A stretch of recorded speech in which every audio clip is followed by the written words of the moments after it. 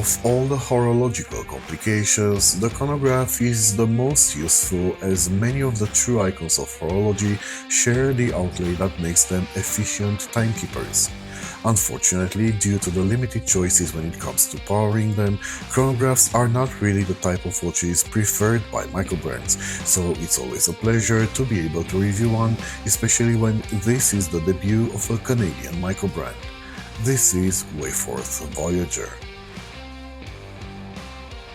After 3 years of tweaking its design, Stephen, Wayforth owner, has received an overwhelming vote of confidence, with no less than 183 enthusiasts helping the project get funded through one of the most successful Kickstarter debut campaigns in recent history.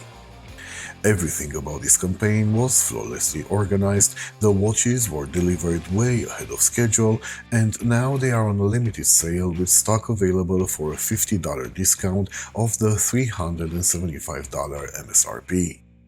Even better, an extra 10% discount for first-time buyers can be accumulated for the spectacularly low price of $292.50.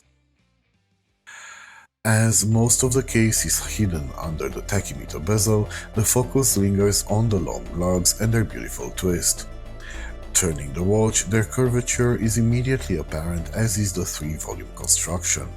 The pushers are stubby with a distinct original shape and very well proportioned against the crown that's replicated on a smaller scale at 10 o'clock.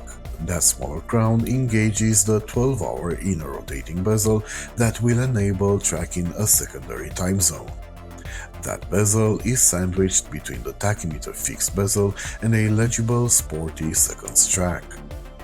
Blocky indices are applied satisfactorily symmetrical and are filled with BGW9 superluminova lume, the date window is well sized and framed, and the sunken subdials have nicely machined concentric grooves.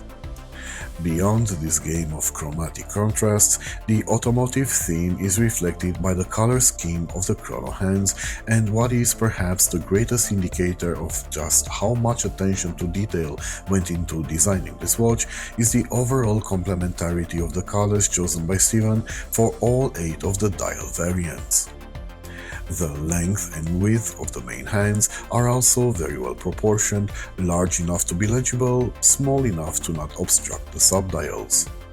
The sapphire crystal is single-domed, which means it will severely distort the dial when viewed at an angle, which some people hate and some people, yours truly included, just love. Finally, the leather strap is of the racing variety with holes drilled in for comfort. Speaking of the straps, they're made of genuine leather, and there's also a stainless steel bracelet available as an add-on. The anti-reflective coating does justice to the thought and care put into creating a legible watch, and the lume application is one of the best I've seen for a chronograph. As a matter of fact, choosing genuine superluminova over a cheaper, nameless compound shows consistency in trying to offer the best product for the money. Believe it or not, this is my first contact with the VK64 megaquartz caliber produced by Seiko. I was already familiar with the VK61 and the VK67, and this is perhaps the reason why this configuration surprised me in such a negative way. This has got nothing to do with Wayforth, but I am puzzled as to why Seiko chose not to feature a running seconds subdial. The apparent lack of movement really contrasts with the dynamic dial and makes it look lifeless.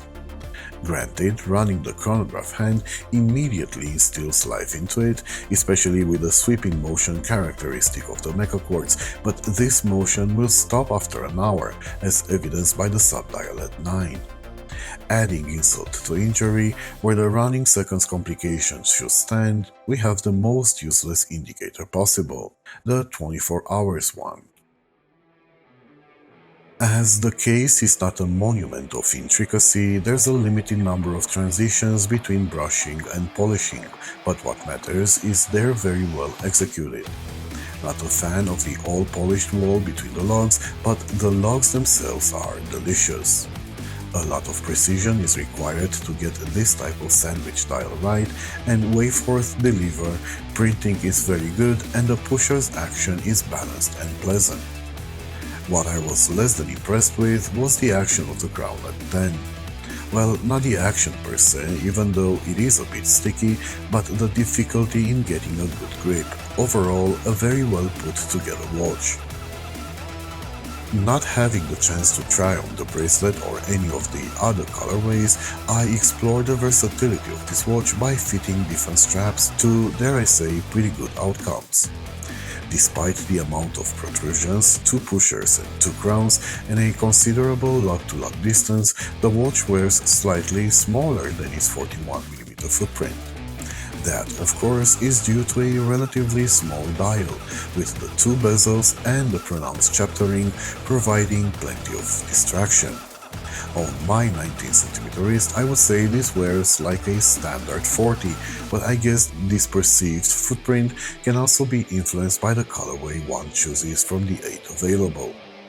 Speaking of which, having so many variants to choose from is a godsend for how versatile this watch can be. For under $300, this watch offers a lot. Good functional design, above average build quality, plenty of options to choose from, and immediate availability make it a good proposition for those watch enthusiasts that are looking for an affordable sports chronograph. Thank you for watching, see you soon.